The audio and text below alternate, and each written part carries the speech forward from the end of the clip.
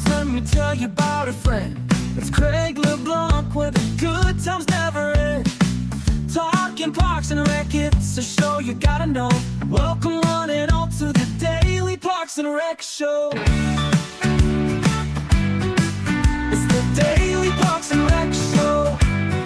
I use that passion with my crew that I use now with any of my rec coordinators, any of our team members. I want to get them the skills that they need to work in the field. And so I use that mantra that what can you do? Just a ton of different activities. And each step along the way, the military recreation was able to say, hey, you want to become playground safety training, you want to become a lifeguard, you want to learn about what it takes to be a sports official. There was opportunity in that. All right, we are live again. This is Craig LeBlanc, your host of the Leadership Series, part of the DPRS Media Network, the Daily Parks and Rec Show family. This show runs 5 days a week now. We picked up Friday, thanks to Jonathan Skinner out from California. He'll be picking up a Friday show for us in the next couple of weeks so that we can have a 5 day a week show on Leadership Series. And that's every day at 12 noon Eastern time. Today I have a special guest, Steven Gallagher from the town of Florence, Arizona. By the way, I've heard nothing but great things about Arizona, and it's just an amazing state and state organization. Hopefully we can pull off coming to y'all state conference this year. We're starting conversations there, so hopefully I get to show up in person and meet a lot of the people that we've been interviewing this whole time. But first I want to tell you a little bit about the other shows that we run at our 1:30 time slot as we attempt to fill out every time slot 24/7, all things Parks and Recreation. Right now we have about 9 shows that we help create all in the Parks and Rec space. As I said before, our vision is to create something kind of like ESPN is to sports. We want to create that same 24/7 network talking about all things Parks and Rec. And so the shows that we have right now at the 1:30 time slot, I'll just kind of run through them real quick before we get started. On Mondays, we have Smart Parks Forward, and it's every second and fourth Monday of the month talking about how cities are becoming smart cities and all the technology that's coming in so that you can run your infrastructure more efficiently. And that's with our host, Dave Ramirez. And then on Tuesday, the legendary Jonathan Prue hosts the On the Front Line show, and this is all for our military veterans, active duty military that are on base. If you've played any type of sports or rec sports at a military base, there is some Parks and Rec professional in the military that's running it for you, and so he brings a lot of people from that whole arena onto the show, and I love watching his show each day. Had a great one this week as well. That brings us to Wednesday, where we partner with Henry County, Georgia, to produce 2 shows. Once a month, we do, on the first Wednesday of the month, we do Safe Spaces. And it's about neurodivergence and mental health inside of Parks and Recreation and how Parks and Rec contributes to the mental health of our community. And so it's a really great topic, and Thomas White is the host of that one. And then on the second Wednesday of every month, one of our older shows called The Rec Room, it's where one of the best run Parks and Rec departments in America picks a topic of Parks and Rec and just kind of goes deep on it and brings in all the leaders from their team, whether it's special events or fundraising or rec sports. And then we just kind of do 12 shows a year with them. Then that brings us to Thursday, our oldest running show, Youth Sports Mastery, with our host Aaron Locks, talks all about rec sports, and he gets pro athletes, athletic directors, coaches, referees. And we're actually we're considering doing a second show for him because to get on his show, it's booked so far out. As we all know, rec sports is this huge part of what Parks and Rec does as far as programming for their community. So that's every Thursday. And then on Thursday evening, 5 p.m., we do something for the Young Professionals Network with our new host, Gabby. She's kind of getting geared up out of Utah to help us host that. And then we close out the week with our newest show, The Aquatics Life with Wesley King. If you have not watched any of those shows and you're in aquatics, you should definitely go back and watch each one. I promise you'll get something out of it as we kind of pick apart what is aquatics and how do they bring value to their community. So that's kind of our lineup, along with a few other shows that we have that we produce that aren't like weekly shows. They just kind of get released as they get created. And then on top of that, we do attend about 10 to 15 state events. And we're hoping that Arizona is one of those states that we get to go visit and do all that we do live from the convention. All right. So with that all being said, we still want to play our 500th episode. Thank you that one of our very talented video editors made. It's a thank you for getting us to the 500th episode. Thank you for all the love and support that you've given us for coming on the show.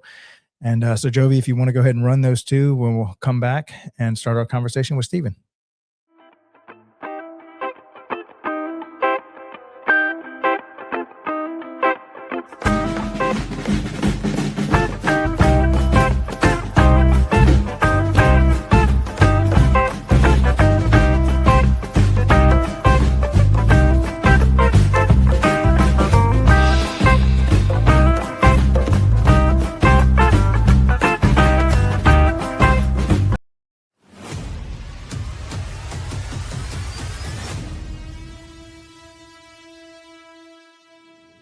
It didn't start with a big studio.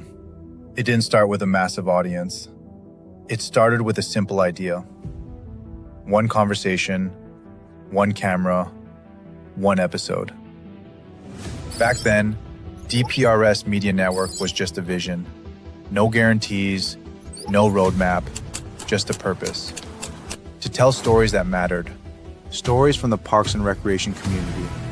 Stories of leadership, passion, impact, and the people making a difference every single day. Episode by episode, that vision began to grow. More conversations, more voices, more people who believed in what we were building. What started as a show became something much bigger. A place where people felt seen, a place where ideas were shared, a place where the Parks and Rec community could connect, learn, and inspire one another. And today, we celebrate a major milestone. 500 episodes, 500 stories, 500 moments, 500 reasons to keep moving forward.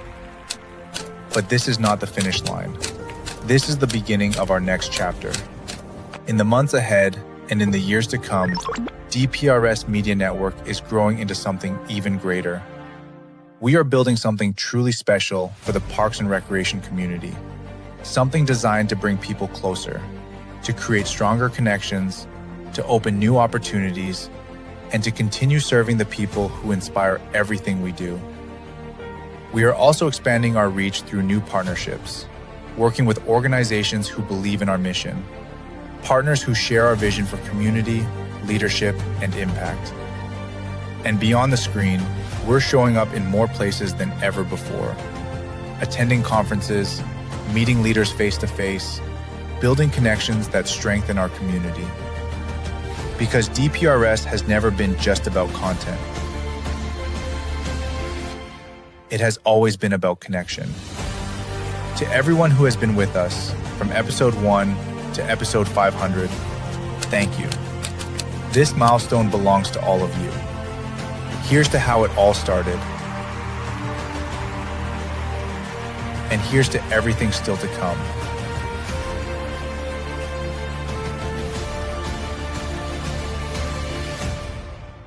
The future of DPRS Media Network starts now.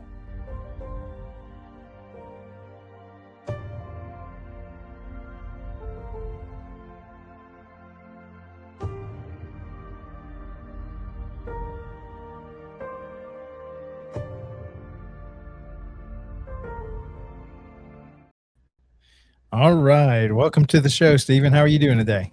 Good morning, Craig. How are you doing today? Wonderful out here. Yeah. Now I hear that you know John Prue, right? Yes, John Prue and I worked together 8 years. Wonderful director that I worked for at Naval Station Great Lakes. So looking forward to touching base with him as well.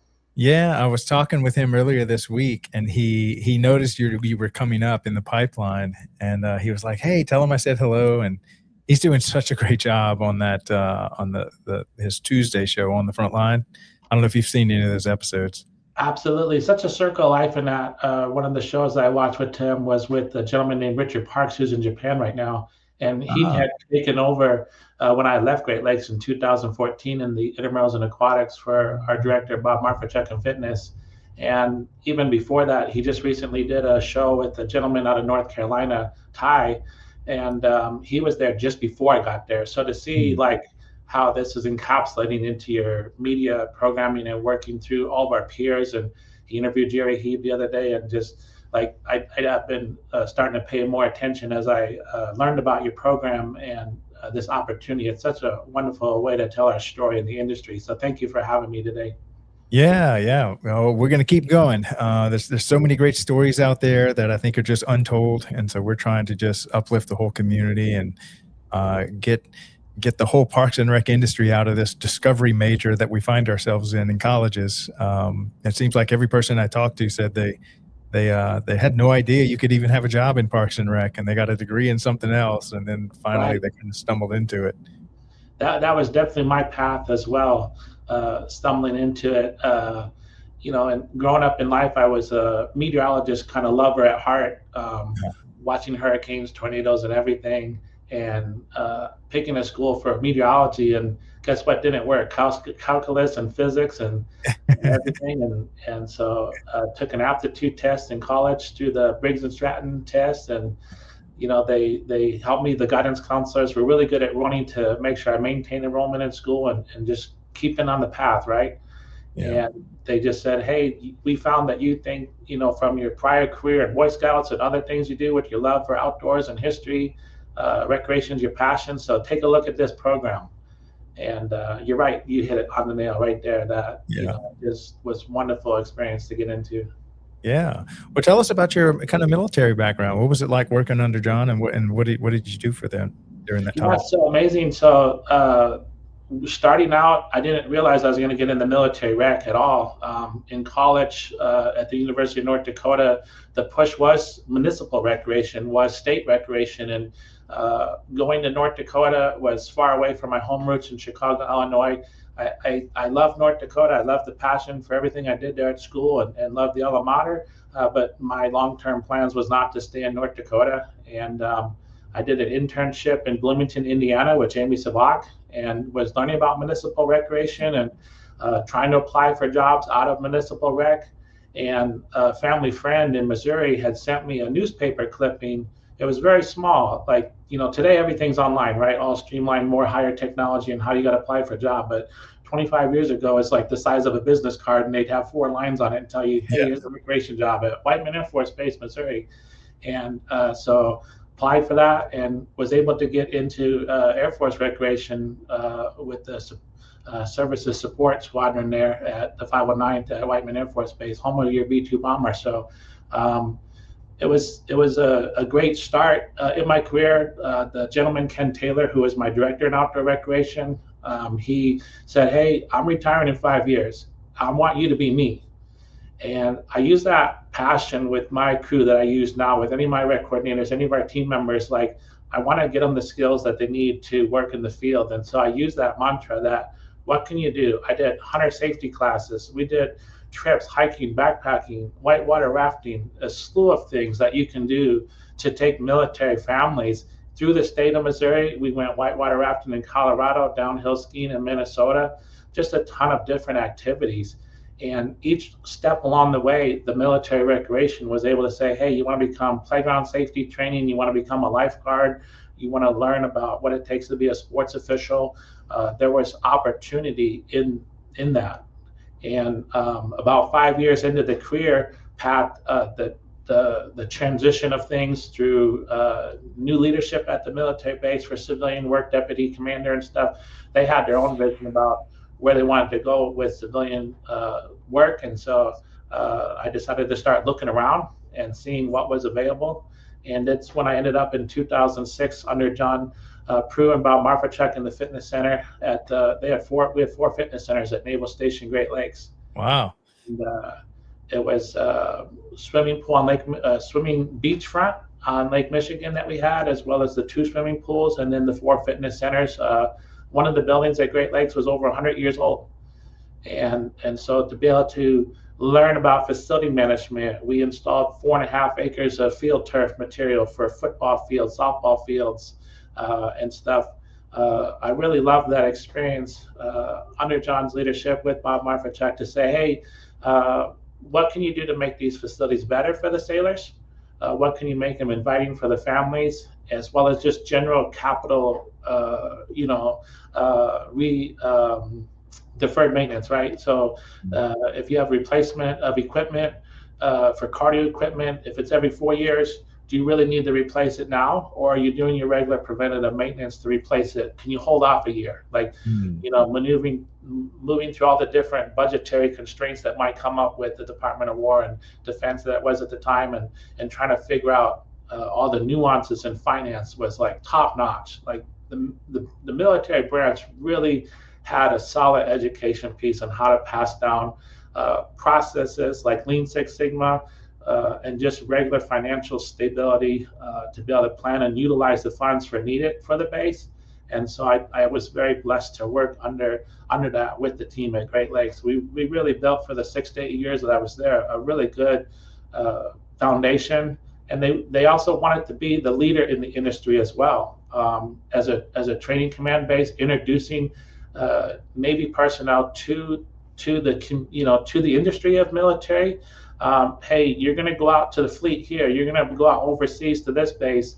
We want to show you at Naval Station Great Lakes what you're going to see at military recreation facilities elsewhere. And so we were industry leaders in that. And John really helped set the way of trying to find out what that meant to be an industry leader, and then to go get awards and be part of understanding, okay, for 2 or 3 years, you're going to have to put together some work. And then guess what? We're a gold medal award-winning installation or a festival winner for all of our international festivals that we did at the base. Was so awesome to be able to learn under that tutelage, for sure. Yeah. Now, can you describe what the differences between military rec and running pretty much an entire rec department on a military base versus in a city? What are the differences that your average person might not know about? Yeah, definitely. There are a couple of differences in funding aspects coming from Uncle Sam or the federal government compared to your tax base that you might get from your municipal base. And so you do have to understand some of the budgetary things a little differently to get funds. A lot of times on the military base, the funding is going to be a lot more guaranteed to a certain level and extent. We still had revenue streaming that we had to come up with depending on what service that they were providing, if you had to break even or not.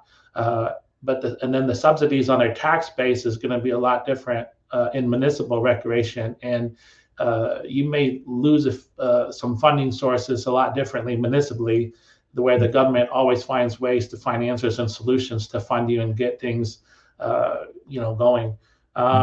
Probably with other things on a military base and a community, there's a lot more restriction possibly with building things and a little bit more red tape that you have to jump through hoops and regulations, and where a community can go get a bond for $80 million and build whatever they want and scope it out through master planning and using engineers, and not have to worry about if it meets a certain type of code or anything like that, and the land use is so different as well. You got a little bit more freedom municipality to do a little bit of stuff. So there are some differences, but in the end, I've been able to work now almost 5 years in the municipal rec between a municipality in Texas and then here in Arizona.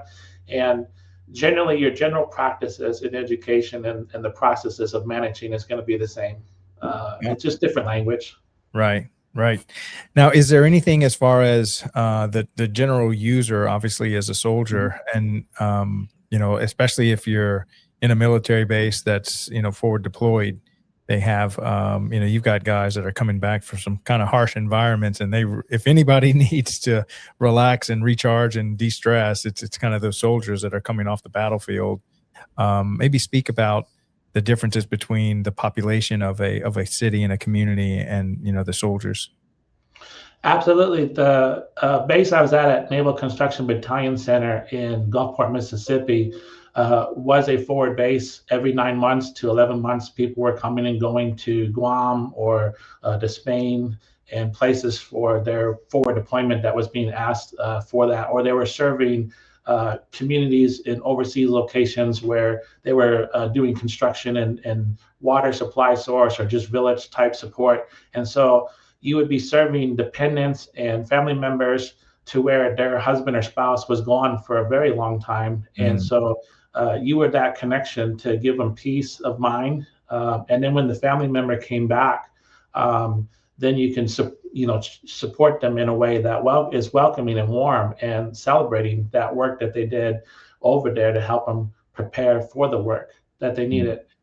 In the municipal area, you're dealing with residents that either have lived in the community for a very long time, or they're just maybe 6-8 years and they're moving and going, and you have a different level of how you're building that relationship and camaraderie, or the military mantra with that core spirit, the spirit behind what you're trying to do. So it's definitely been a little different in that aspect on the municipal side, as well as with just the leadership. Municipal government, you have elected officials, where on the military side, it's assigned officials, and they rotate out every 2 to 3 years. So you have different philosophies from different commanders that might come in. And so you got to kind of be a little bit more adaptable, a little bit more ready to change with the times, or what they see with the vision, especially from federal level sides that change. Your municipal government, you can have mayors that are in place for 10, 20 years, and council that are in place and get reelected for the same amount of time. And so, or you get every 2 years, something's changing there. So it's a different, political aspect as well that goes into the federal side as well as the municipal side. That has been if somebody wants to learn civic government, like, that's definitely the way to probably learn it. Yeah. Now, were you involved in kind of going back to your early journey as a child? Were you involved in Parks and Rec? I know you kind of discovered it later as a career path, but yes, sir. So for sure, growing up, I did the sports: floor hockey, baseball, soccer, some tennis camps, the youth before and after school. Our parents were very involved in sports. And it took a little bit later into life to kind of make that connection between where I'm at now and recreation. But when I was growing up, my father in 1985 to 1989 was involved with the Wheeling Park District Commission. And he was the park board director in 1989, but he passed away due to some health issues. And so, we stayed involved in the Park and Rec department, and we were blessed. They honored him at the gymnasium there. When they built a gymnasium in 1994 at Wheeling, they named the gymnasium after him. And so we had that initial aspect of youth and community involvement with sports and activities, recreation. And then when I got older, I was about 10 or 11 when he passed away, but that was the prime time to get involved in Boy Scouts. And so I went through becoming an Eagle Scout in Boy Scouts, and did everything with working at summer camp between 12 and 21 years of age, and doing from a camp counselor and training all the way up to being a camp, almost a program director per se, or some type of camp director there, and whatnot. And quite an interesting story with that at the camp we worked at in central Wisconsin. In 1957, Harrison Ford worked at that camp.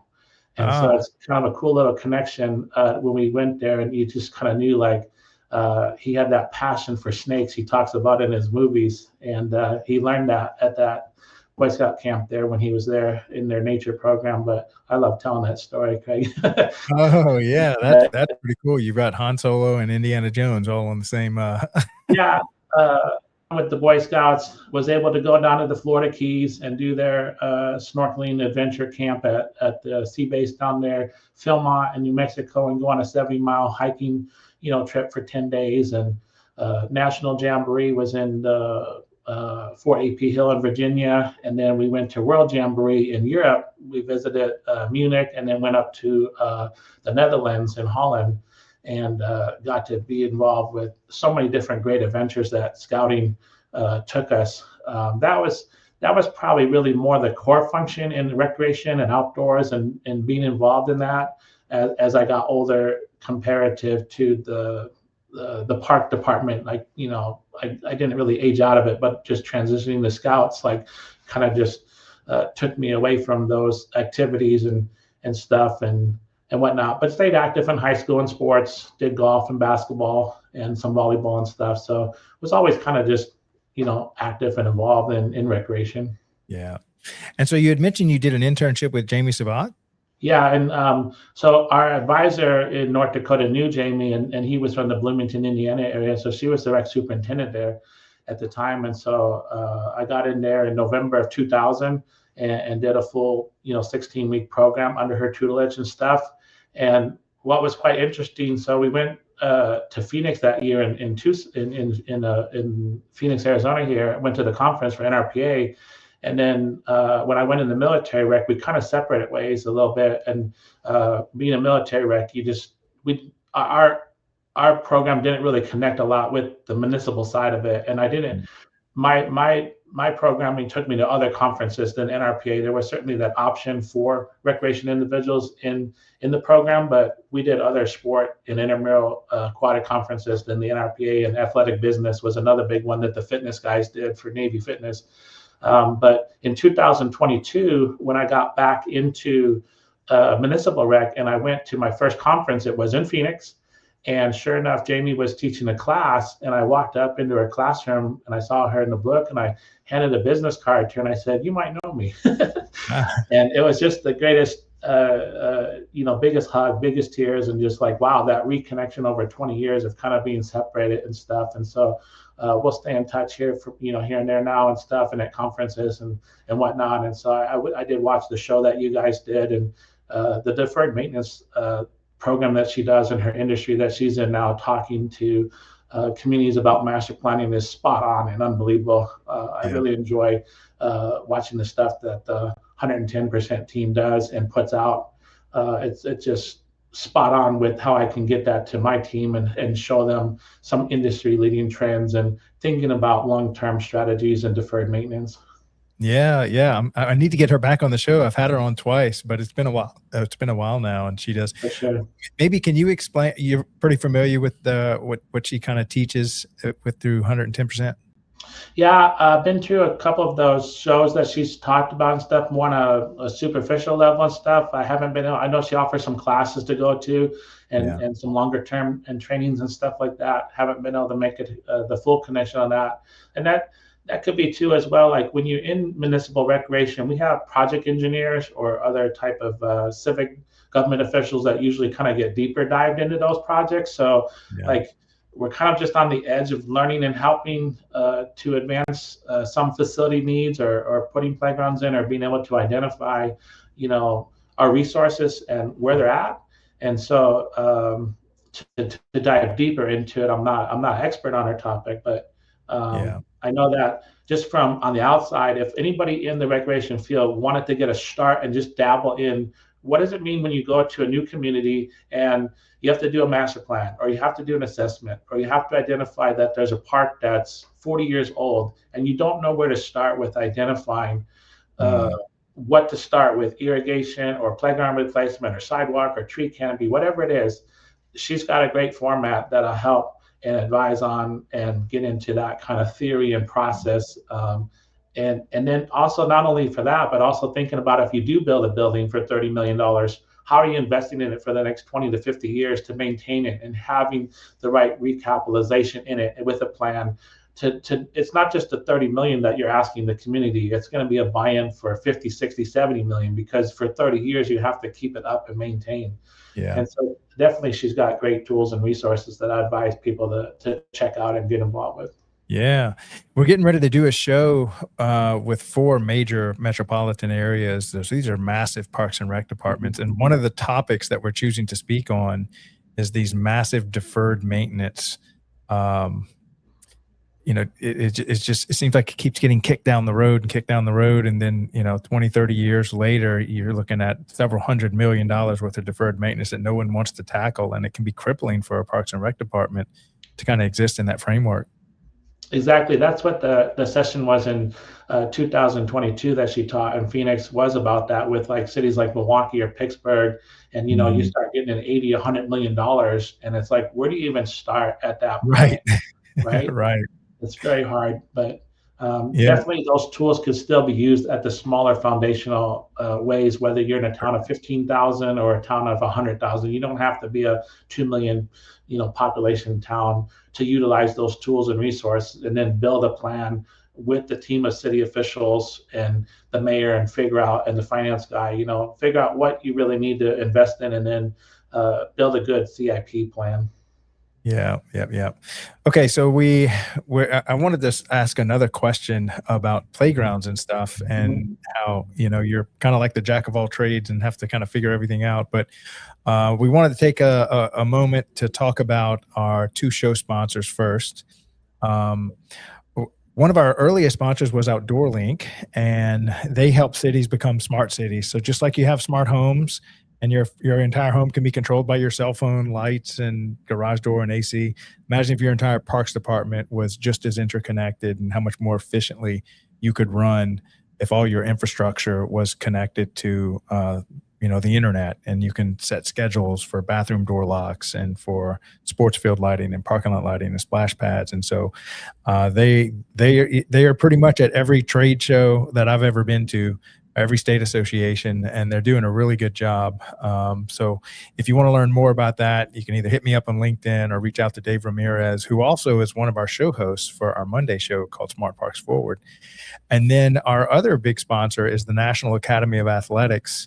If you're big into rec sports, and maybe your community wants you to do volleyball, but you're not really geared up for it, or flag football, you can hire or partner with the National Academy of Athletics, and they'll pick whatever sport you don't want to run, and they'll run it turnkey for you, or they'll even run like your summer camps and stuff like that. And so Aaron's been doing this for quite a while, and he's also a master at rec sports. He's been doing that for like 40 years, and his show that he does with us, the Youth Sports Mastery show, he brings on some of the greatest athletic directors and coaches and pro athletes. So he has a great show there. But they've been the early sponsors and supporters of DPRS Media Network as we grow this.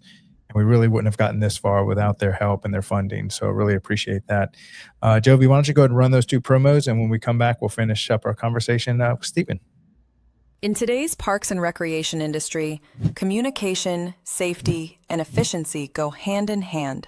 That's where Outdoor Link comes in, delivering smart technology that empowers city departments and community planners to do more, smarter. Outdoor Link's platform connects and automates everything that keeps your parks running smoothly, from lighting and locks to signage, water features, Wi-Fi, and digital advertising. Control and schedule park lights for safety and energy savings. Remotely manage facility access. Coordinate fountains and splash pads. Provide public connectivity.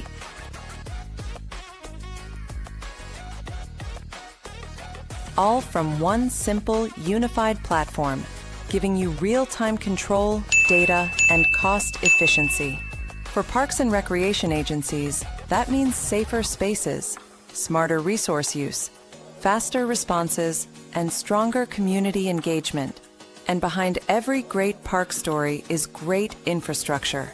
That's why Outdoor Link proudly supports DPRS Media Company, helping the daily Parks and Rec show amplify the voices of professionals shaping our communities every day. Outdoor Link, smart, connected solutions for parks, recreation, and beyond. They say it's just rec. Just rec, where kids learn to try again. Just rec, where confidence begins. Where teamwork, effort, and fun matter more than trophies. It's not about perfection. It's about participation.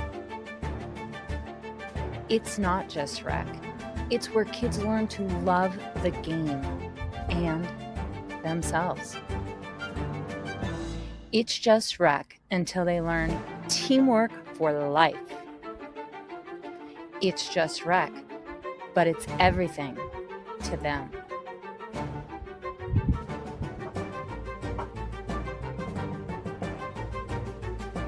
It's more than rec. It's a movement. It's just rec until you realize it's shaping the next generation. Together, we're not just running programs. We're building a culture of confidence, connection, and community. Join us. All right. So I wanted to just talk a little bit about how, we think of the concept of the jack of all trades means you almost have to have a decent amount of knowledge of so many things in parks and recreation. Right. What were some of the early things that you had to kind of shore up and get proficient at, whether it's like aquatics or special events or managing a golf course or stuff like that?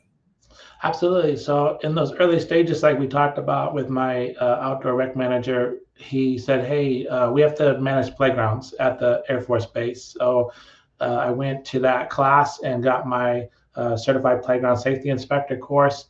And even though I'm not currently trained in that now, I still use that over the last 20 years to have basic understanding for your playground inspections and what to do when it comes to broken parts or identifying outdated equipment and being able to keep up with the industry trends. And that helped in Victoria. I was able to build 3 different playgrounds using a skill like that. The hunter safety class that we did, I was able to teach a couple chapters of that in Missouri to get people certified to go out in the field. Well, then 20 years later, we did a hunter safety program in Texas to where in our park, we secured the park, about a 600-acre park, and we did hunting and taught people about how to hunt and help quell the deer population for the park, and so it didn't damage the golf course. And then we had a partnership with the Port of Victoria and went out on the 500-acre property out there and helped the port do a hunter safety class. And then the hunters, that we had a youth program for underprivileged children or children that maybe never would ever hunt, or as best as possible to be able to be applying for it. And we'd have 5 to 10 children come out to those programs for 4 or 5 years in a row.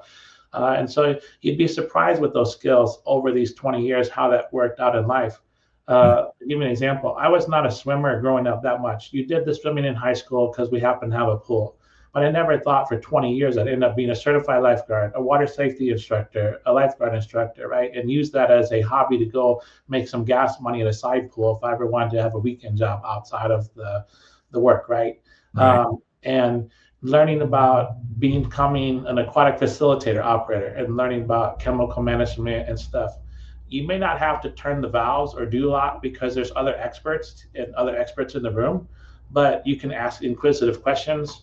Or you can just like, hey, I think this is wrong, but can you come help me make sure my thought process is correct? And then you can create the dialogue with those materials that you've absorbed in those classes or the certification that you got, and then be able to have those conversations. The same thing with fitness instruction. I went out and got my personal trainer certification, but my role as a fitness director was not to make sure that I could, make sure that people were, in the WWE or some type of bodybuilding class or being the next Jillian Michaels or whatever the class was.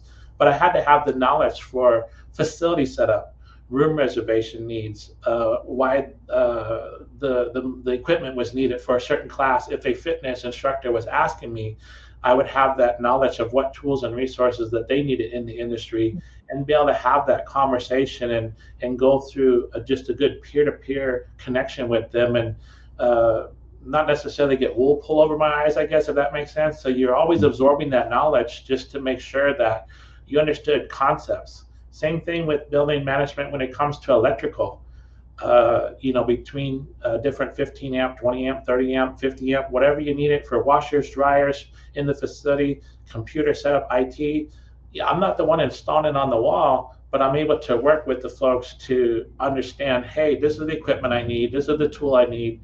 These are some of the stats I'm able to grab and be able to talk about the framework of your scope with those engineers or with the facility guys, the public works guys. And it made relationships so much easier when you can have the conversation. I'll give you a funny story about that. Even like outdoor cornhole's pretty popular, and they make the cornhole now out of cement. They can make it so it's more permanent in the park plate. So I teased one of our project engineers the other guy. I'm like, make sure you have 14 to 16 ounce cornhole bags. He's like, what? I'm like, yeah. He's like, how do you know that stat? I said, well, like if you're going to be official and have an official cornhole board, you want to be able to use the weight of the bag, and be more official. And those little small things go a long way to just understanding the sport or the concept about it. It happens in youth sports all the time. You want a 26-inch, 27-inch basketball, what are you going to get? And they look at you and it's like, well, I'm just going to buy a basketball. Well, you're not just going to Walmart and going to buy the basketball on the shelf. If it's for 5 to 7 year olds or if it's for 11 to 13-year-old, there's a difference in having that basic knowledge and understanding. So your brain does get wrapped up in a lot of that information that may be useless, but it becomes important to providing the right safety equipment or the sport activity for the skill and age and concept.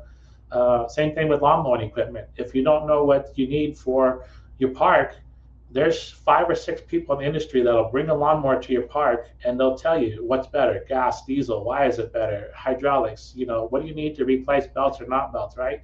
So it's just being more of that program analysis and being able to just ask questions. And the computers come a long way, Craig, in the last 20 years too. You can Google something, AI is out there now, which is crazy in itself. Like I'm still learning and trying to adapt to that and figure out, hey, like you can just type it in and say, what will give me the best results in this? And then boom, it comes up with an answer. And you're like, is that the right answer? Right. Let me call my guy, right? And then say, hey, is this what I'm getting? So like everything now is just keeping up with those trends and just keep asking questions and just dig and dig. And before you know it, you're that jack of all trade. And you're using the resident experts and you're building resident experts to be that for you so that you can have something to talk to and bring the proof you need to your council or whatever commission that you're working with. And then you don't really end up doing a lot of work. It is a lot of work, but if you're using your resident experts, it becomes a lot simpler. Yeah, it's almost like each one of these different skills or trades have their own language. And if you can't speak a little bit of their language, you're almost just lost in it. And it's hard for you to describe what your issues are and what your problems are. I think a great example is kind of the whole financial, accounting, master planning, grant writing, like that whole finance equation of Parks and Rec. You can get, if you don't have an accounting background, you can get lost in those conversations.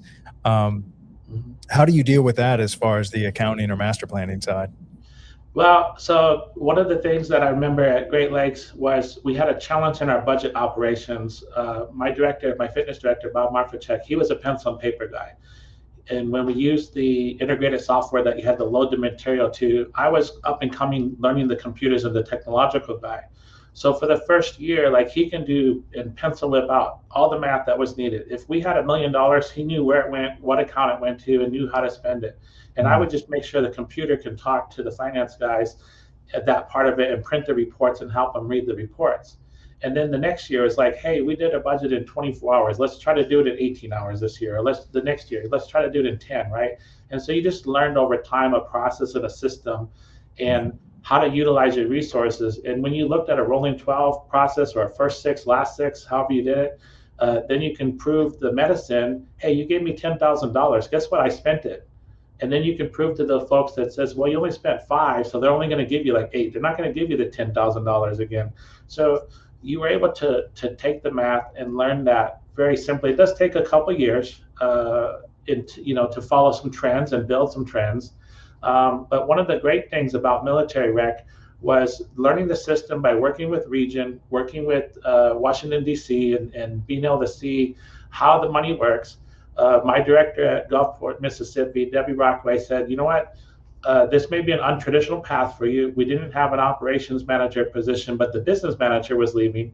And over my 20-year period of time, I knew the system when it came to working relationships with the region, what they wanted for paperwork, how to be audit ready, how to go out for the different awards that we did. And so I ended up for 2 years sitting in the business manager seat in a financial position to make big decisions for. We had the youth program was like a $6 million budget, and the MWR program was like a $5 million budget. And she brought me along to help coach and learn and continue my education in a completely untraditional way, but learning those finances even deeper in briefing commanding level officers and then the regional level officer. It helped with public speaking or just in the room speaking when it came to financial breakdown. And then going into my next years, that just was, they saw what I can do. And then they said, hey, we think you can do this. Now let me help you do that, right? So it's all a phase approach and a phase process in it. You may not need to be a specific MBA to do something, unless it's a specific financial job that you need to do it. But learning the basics from the beginning over the 20 years, and then showing that I can do it and the trust and building trust, that's how that worked when it came to finances. Yeah. And it could, because when you reach that leadership level, it kind of all falls on, everybody's kind of looking to you to make those decisions and have some grasp of what you're talking about.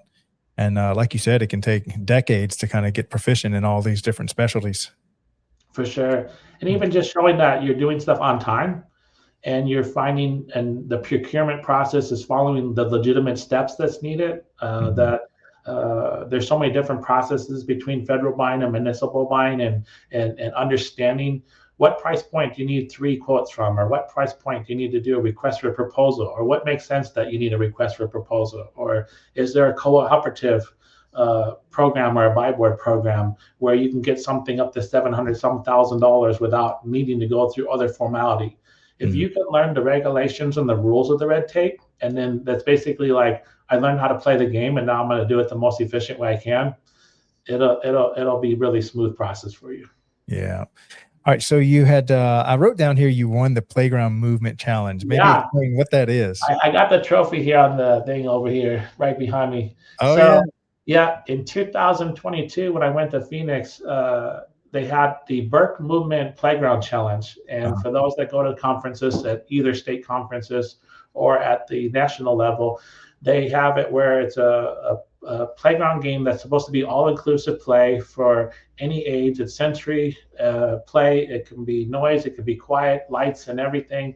And so one day you went into the conference room or the expo hall, and it was there. And it's like, okay, let's try that. I didn't really tell. It's probably about 40 seconds, but a series of lights would go on, and you're just basically like ninja warring this thing, 3 on each side. You'd have to look from your peripheral for lights, and there was a sequence of that. And so they'd have a board up there that would say, you know, okay, this person's got 40, this person's got 45, or whatever. And so I was able to get 50 points on this system and win the hardware and bring it home. And so at all the different conferences, whether it's state conference in Texas or the national level, like that's the best thing I want to do to an expo, is just go and challenge anybody. Because, you know, being as limber as I am, I'm not supposed to win that event, Craig. But to show up some of the other young guys that are out there, gals and stuff, and be able to go and just play that game, it's so fun. And then I use it as just a motivational tool for our peers and colleagues in the industry, as well as if they're from my department at that conference. And one of my mantras is you play to win the game, like the Herm Edwards concept when he was the coach from the Jets. So, you know, as long as you're having fun, winning is not about the end result. But if you happen to bring home the hardware, thank you, Burke. We love you. And we love our partners, Fun and Bounds in Houston as well, for supporting us over there. I love Miss Leanne and working with her on splash pads and our playgrounds with Burke. But you know, they just brought the energy to the conference for that, and to be able to change it up every year how they do it. I just admire that about the expo itself, is having that ability to build camaraderie and just, hey, come try. Like, nobody's asking you to win. It's a tongue-in-cheek moment to win, but guess what? They give out really cool prizes if you do, right? Nice. Okay, so I wanted to give you an opportunity to talk about your why, and so. Why do you continue to dedicate your life to Parks and Recreation, and how is it fulfilling for you? Yeah, thanks, Craig. I think it's really cool that I see these results from families' faces, as well as being out on the grounds for the things that we're doing, and just walking up and down if we're having a street festival, and just hearing that buzz that you have going on. A couple weekends ago here in Florence, we had 2,500 people come out to a country concert called Road to Country Thunder. It's an annual event that we host here in Florence, and we had a huge drone show at the end of that event, 5 music acts, and to watch the progression, smell the food trucks, enjoy the atmosphere of just bringing a community together. It was an Easter weekend as well, so to bring 2,500 people out, plus Arizona was playing in the Final Four, we were very excited that we were able to get that number of people to come. And so when you're up in the Emergency Operations Center and looking across the street, watching the sunset, feeling the warm Arizona breeze, I mean, that's huge, just to see all the smiles that we're putting on people's face with everything we're doing. And you're able to give the team high fives. They're giving you high fives and stuff. Like, it's just a great passion to be in this industry and see those results. Yeah. All right. So help me pitch the industry to these college kids who have no idea that Parks and Rec is a career path. If you were sitting in front of a group of undecided college kids that really don't have a direction that they'd like to go in, what would be your testimony to them? Yeah, very good question there. In Victoria, I had an opportunity to go to a internship type, freshman coming into the college field, and I gave them three things to ask and put up on the board. Do they like recreation, or what do they like to do? So people would put up there they like hiking, walking, jogging, fitness, swimming, whatever. They put that on the board, and then we asked them to pick a degree field that they were interested in, because they'll usually pick, psychology, law, or whatever that's in the industry today, and then a trade. What are they familiar with when it comes to the plumbing trade or the electrical trade or just anything that they want? And then I was able to take that across the board and pick one and say, hey, if you want to be in psychology, guess what? In the recreation industry, we have school age development. Come and be involved with children and come and be involved with that for that skill, right? If you want to be an engineer, okay, guess what? I can help you build an $80 million facility, and this is how you got to do this with your blueprints and how you got to put it together. And so basically, it's going to be asking them three questions and then get into how I can take that piece of information and turn it into something recreation. Even with criminal law, you can go be a park ranger somewhere with National Park Service or a local park. Municipal parks have park rangers, or you can get into law enforcement, and our law enforcement interact with us all the time with different things on our needs for having a large special event.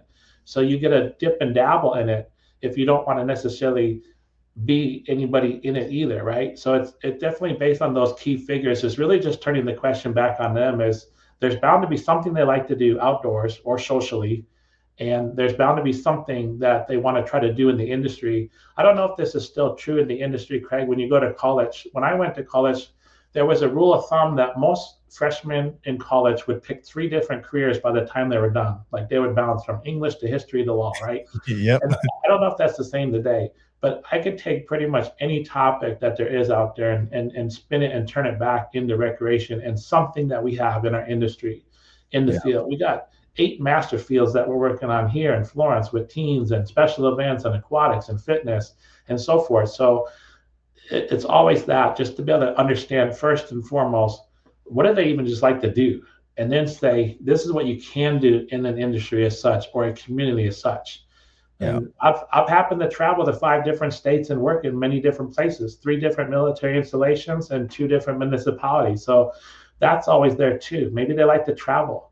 There's opportunities in military rec to go to Japan or go to Italy or something, so if maybe that's their forte too. And that's something that you can work with them on and show them that there's opportunity. It's just, where can we get you in there?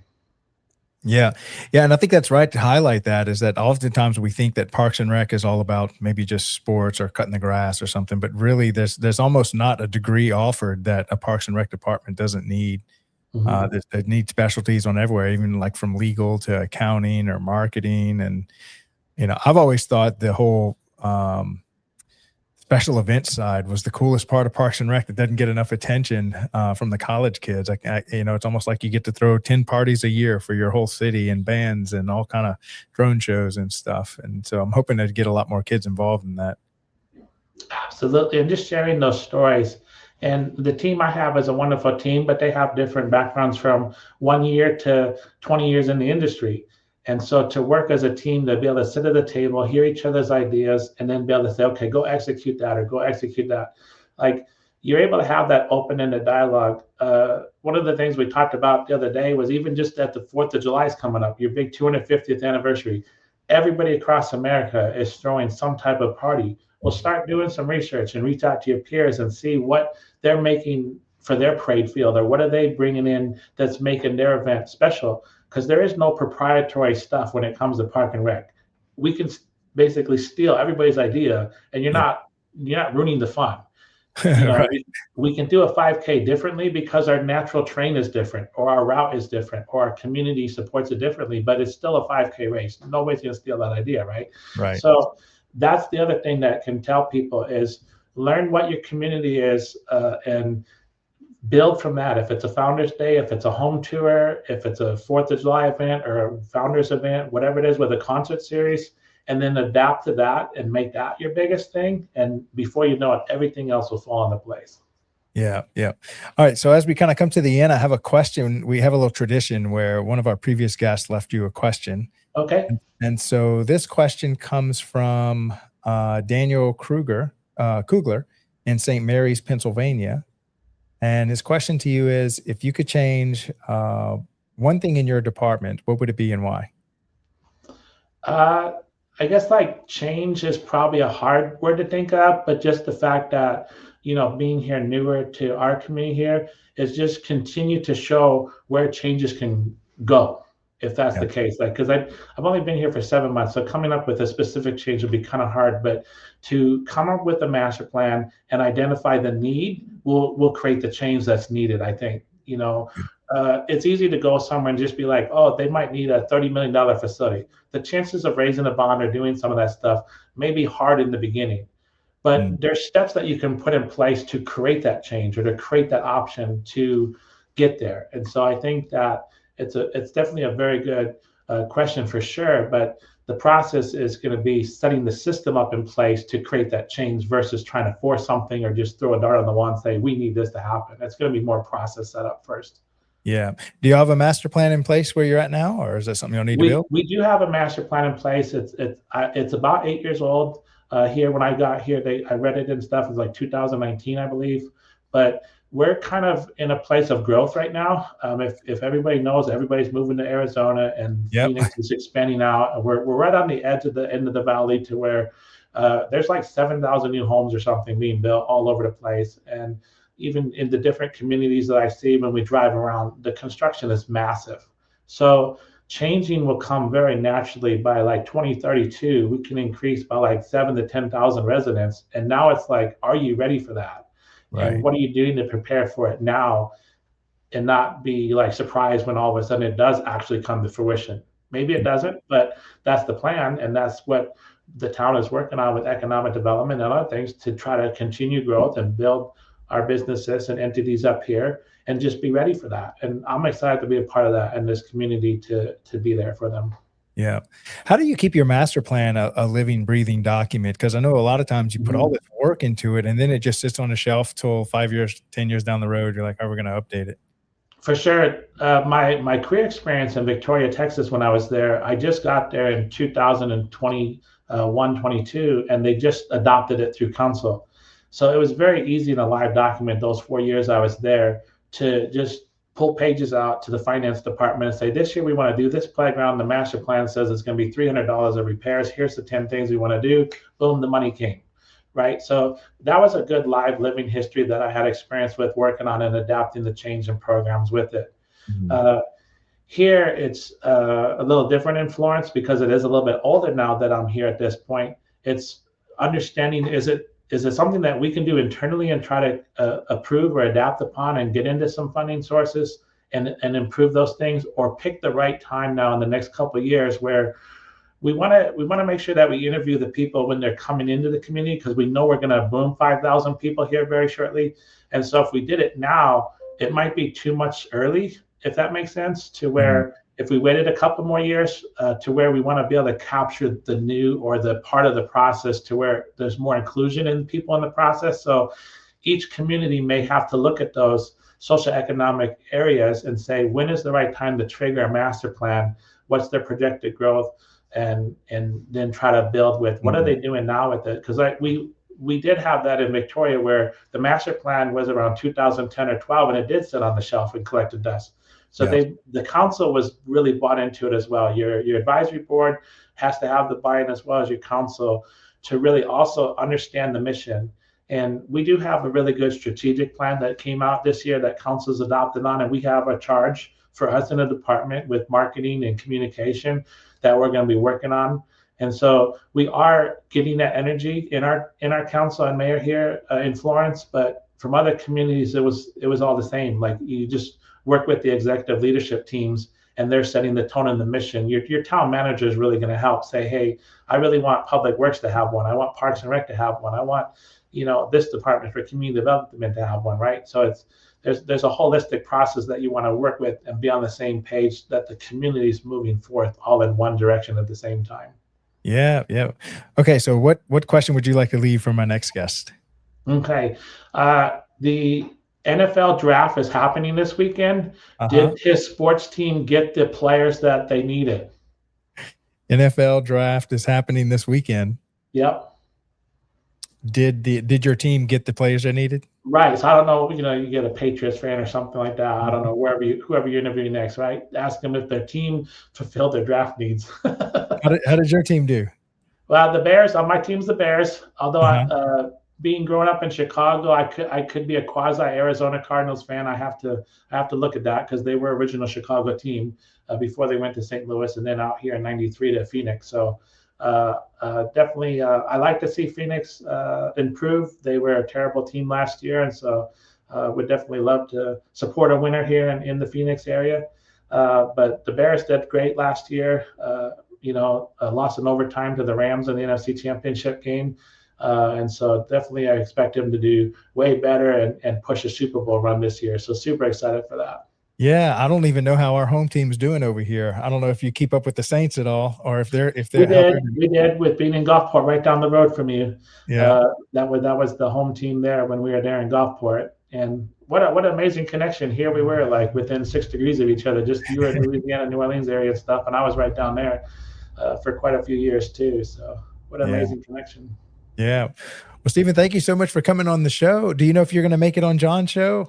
Yeah, I'm working with John to try to find some ways to do that here probably in the next month or two and stuff. Definitely would love to continue the exploring of the military career and whatnot. But today's experience was super cool. I really appreciate being able to tell my story with you. And so I definitely look forward to connecting with John on that. And I love catching up with him throughout the years and at conferences and stuff. And definitely was a great leader that I had in my toolbox. So definitely looking forward to connecting with John.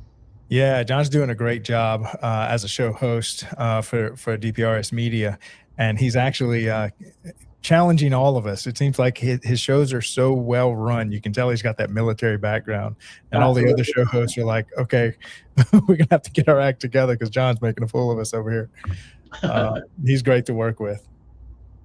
Awesome.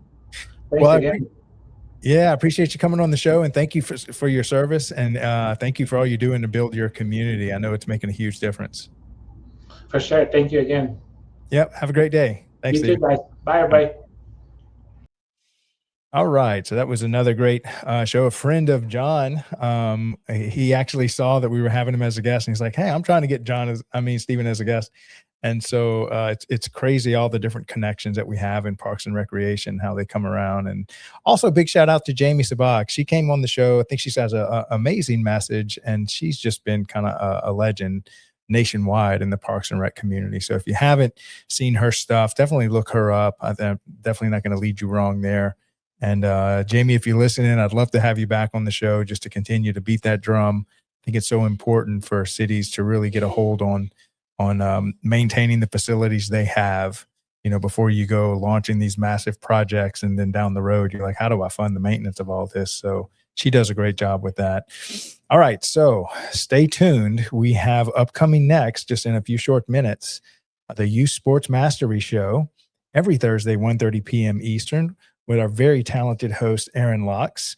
It's all things rec sports. So if you are an athletic director, or maybe if you're a parent, they always talk a lot about how the role parents play in their child succeeding in sports, and the ride home and the ride there, and how just being a fan of your child and when they're in sports, and that it's very important for them to have fun, especially in those early days. You don't want to get them so pigeonholed into this elite travel ball teams because maybe the data shows that they'll get burnt out, they'll get injured, and maybe they're just not even having a good time. So definitely some great content there. So stay tuned for that. That's all I have for y'all today here with the Leadership Series. Again, thank you so much, Steven, for coming on the show, and hold tight, and we'll see y'all here in a bit. Thanks a lot. Bye. It started with a shared purpose, a vision to bring people together, to inspire, to learn, and to lead. And at CPRS Conference 2026, that vision came to life. From every conversation to every connection made, this wasn't just an event, it was a community in motion. Ideas were challenged, perspectives were expanded, and leaders stepped forward, ready to shape the future of parks and recreation. At DPRS Media Network, we had the privilege of capturing it all. The passion, the innovation, the stories that deserve to be seen and heard. Because these moments don't just stay here, they ripple outward, into communities, into programs, into lives. To the organizers, the speakers, the partners, and every single attendee, thank you. For showing up, for sharing your voice, and for being part of something bigger than all of us. This is more than a conference. This is a movement. And DPRS Media Network will continue to tell your story every step of the way.